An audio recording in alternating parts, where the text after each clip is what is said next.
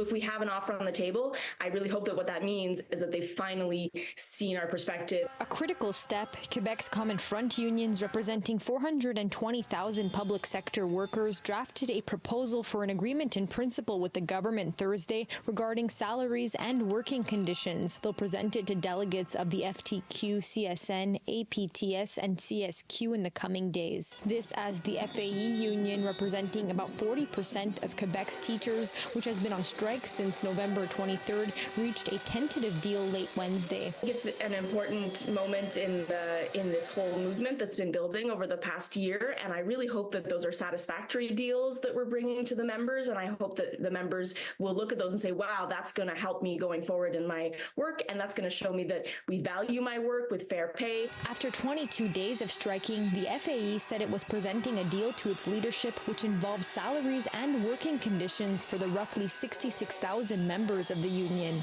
That core issue of class composition, I hope that it's been solved, and I hope the government has moved on it, because that's all we are waiting for. All of our other minor issues have kind of been dealt with, and we're just waiting for the CAC to realize, look, we have to lighten the load on teachers. The FAE took the most hardline approach amid contract negotiations as their strike shut down about 800 schools in Quebec. It's been very difficult to be without pay for 22 days, but I think that we felt that we were at such a breaking point that we had to do it. The FAE schools are the schools in urban settings, so the context for teachers in Montreal is very different from in some other regions of Quebec.